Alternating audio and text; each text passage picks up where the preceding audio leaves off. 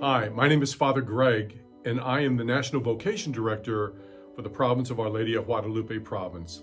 I want to welcome all of our secular Franciscan brothers and sisters to this video.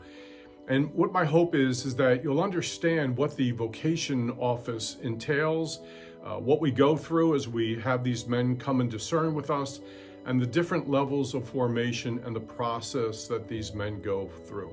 We'll also explain a little bit about the cost for us. At the end of the presentation, I'm going to introduce to you a young man who is discerning with us and is an application, but who is also presented with one of the main struggles of young men coming into the order, that's student debt, and possibly a way that you might be able to help. So again, thank you for being present, and let us begin with our presentation. When we became a new province, now known as the province of Our Lady of Guadalupe, we realized that we had the entire United States along with the Caribbean to cover. So we have regional vocation directors like myself who cover the West, Central, East, and the Caribbean regions, along with a dedicated staff and support group based in New York City.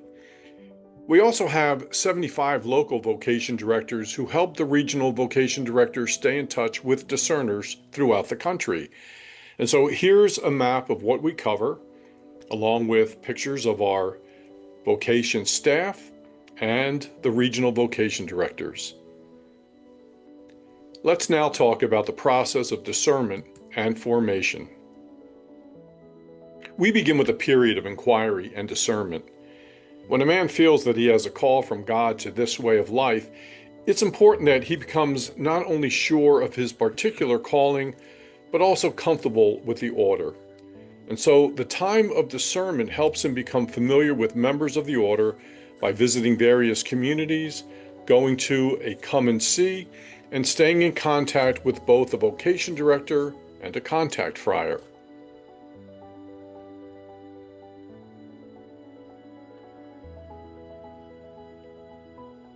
During this period of discernment, we ask that men find a spiritual director to help direct them for more clarification in their vocation journey and getting involved with some direct service in helping others, especially the poor, such as a nearby food pantry or the St. Vincent de Paul outreach. And then look at ways to eliminate both their student and personal debt.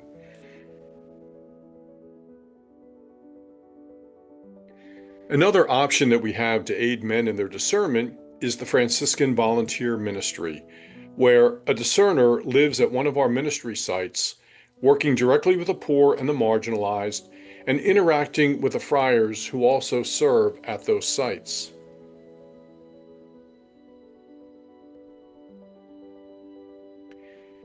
It's also important that our discerners be proactive. This means that they take the initiative to check in with a regional or local vocation director and join in gatherings such as our Zoom meetings, which may include discussing a recent book on St. Francis, talking about the upcoming Sunday liturgical readings, or meeting one of our friars who will then share his vocation story.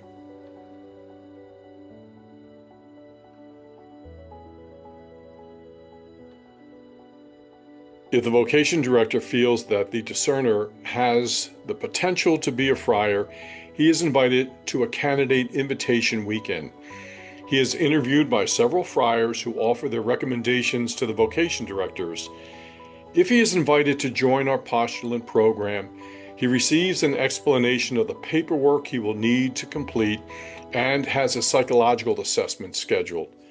The staff in our New York office helps him navigate the paperwork, preparing his file for the Board of Admissions.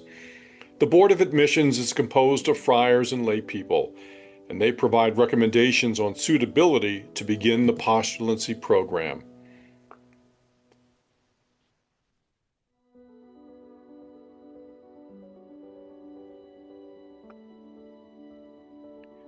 Once a candidate is accepted into our formation program, he is now known as a postulant. Our postulant program, now in Silver Spring, Maryland, is a year-long program that helps a man understand the dynamics of community living, communal prayer, and ministry. He attends a number of workshops for better understanding of our Franciscan mission in the Church and follows the Franciscan Formation Ratio. The Ratio, as it's called, helps develop the pillars of our Franciscan life, our spirituality, our formation, our fraternity, and our ministry. These pillars are designed to create a holistic, lifelong approach to living the gospel in the tradition of St. Francis of Assisi, emphasizing a humble service and communal lifestyle rather than a rigid or individualistic one. Each postulant is given a mentor who is a member of the postulant team. The mentor meets regularly with the postulant to guide him throughout his year.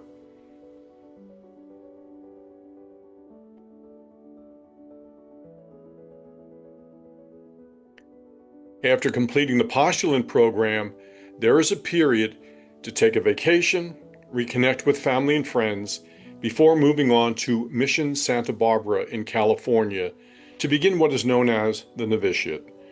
By canon law, the novitiate must last a year and a day. The purpose of the novitiate is to deepen one's prayer life and further discern one's Franciscan calling as the man prepares to begin the vowed life of poverty, chastity, and obedience. These vows will be renewed each year until the friar makes known what is called solemn profession. The Capuchin and conventual Franciscans also have their novitiates in this part of California, so that classes in Franciscan history and spirituality can be shared.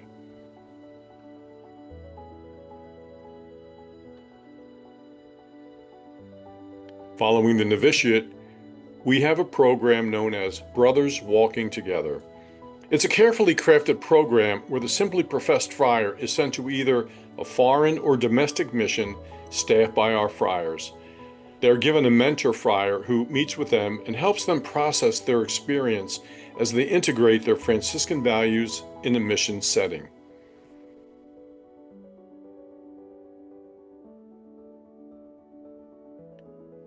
Once the Brothers Walking Together program is completed, and after their vacation, the simply professed friars move to San Antonio, Texas, to begin their formal education while adhering to the Franciscan Ratio for that level of formation. Some friars who choose not to be ordained attend local colleges or vocational schools, while those feeling called to the priesthood attend the Oblate School of Theology. As with each level of formation, a mentor friar from the formation team assists the younger friar. Summers are spent with limited classes, and some simply professed friars help out at various ministry sites around the country.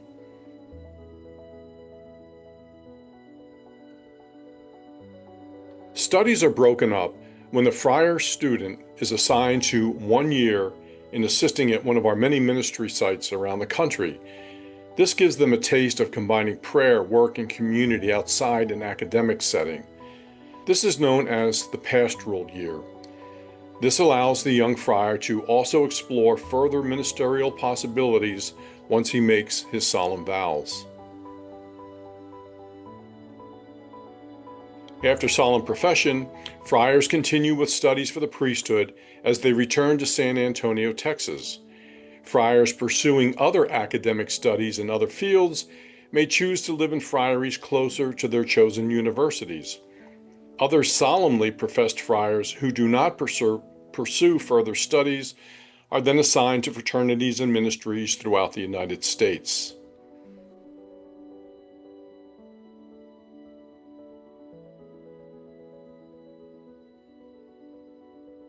On this slide, you can see how much it costs to host our Come and See and Candidate Invitation Weekends. The total comes to about $31,000 each year.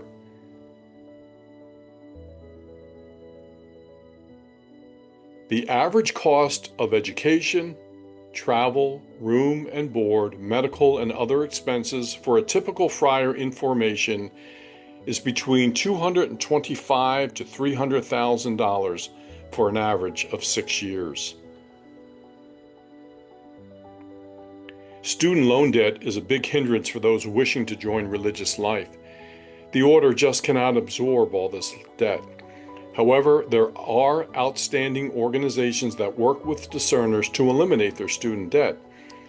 And you can see by these numbers what young people face today when they graduate from college or grad school.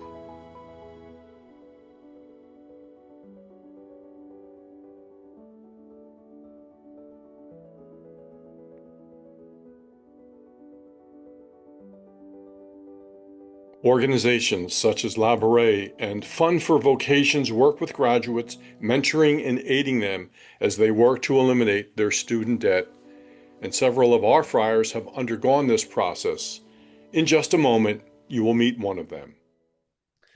Hi, everyone. I want to introduce to you one of our discerners. His name is Daniel Adamson.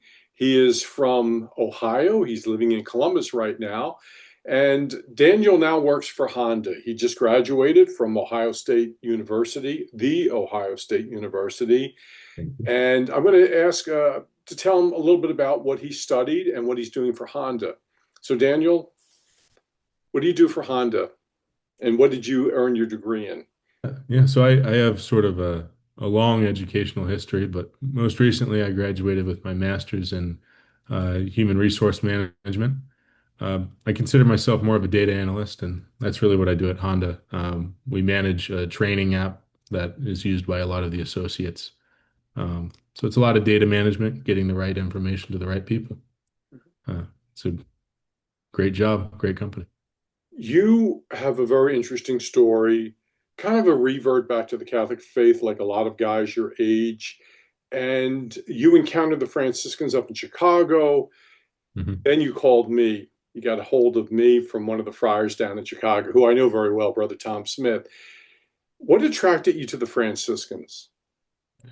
Oh yeah, I walked into St. Peter's in the Loop, knowing I wanted to discern religious life. I had the vocation director in Columbus had sort of encouraged me to go, find some religious orders I was interested in.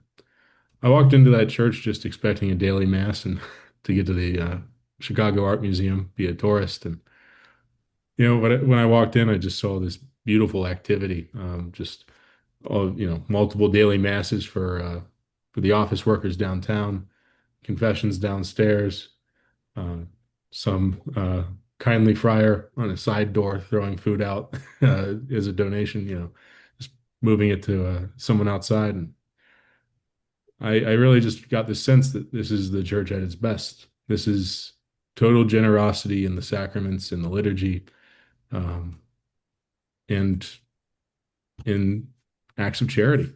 And I had this sense that these men could shape me, they could form me to live this sort of life if God willed it.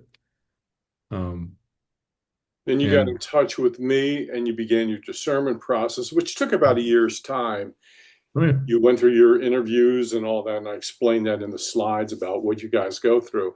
But there was a little bit of a hindrance too when you came, which a lot of men and women who want to enter religious life or the priesthood go through, and that's student debt. yes. So what you did was you got in touch with Labouré Mhm. and tell us a little bit about what Labouré does and how that works. Sure. Labouré is a group of aspirants like myself from a lot of different dioceses and religious orders who come to Minneapolis for a nice retreat where we learn how to go out and spread the good news through our own stories and gain support for the very common issue of student loan debt among discerners. It should be no surprise that God brings the best and the brightest to the church. But with that comes the fact that 42% of discerners in the United States struggle with student loan debt. And the Labouré Society has helped 450 of them to gain financial prayer support for their debt, to mitigate their debt. So you're working with people who are professionals and they're helping you in different ways, the fundraising, doing speeches, writing letters, and so forth. So it seems like it's a very well organized organization. Certainly. And they check in all the time. They're also there to sort of exhort us, guide us through the uh, early discernment and formation process, right? I know I've gotten calls out of the blue from multiple of them, uh, just encouraging me to keep pushing forward. You're doing great. Just keep going. And I know for me, I've said this again and again. It has completely been a transformative experience for me. It's built up confidence. It's really encouraged me to go out and have what is a tough conversation at times, but what is ultimately rewarding because I can find the common ground of our Lord with Mhm. other people. And And what you're doing is you're not fundraising for yourself, you're fundraising for your class. exactly. So when any I money believe, comes to you as a donation, it's really being distributed to your class also. And they're yes, doing the same thing as a collective group. yes. Okay. It's really a community before our community. That's the Okay. way I like to put it to people. I'm going to have the information on how can Labouré or our secular Franciscans or anyone watching this tape help your class. First and foremost, please pray for us, all 14 of us, and everyone that'll come after us. And I also ask that you just follow the link that Father Greg will put up here or scan the QR code. If you have any questions, please reach out to me. I know Father Greg will share my email and my phone number, and please call me. Great. Well, thank you, Daniel. And we're very happy to let everybody know, too, that you were accepted into the postulancy program and for all the hard Praise work that God. you've done in your discernment. So God bless you. And I want to thank everyone, too, who's viewed this.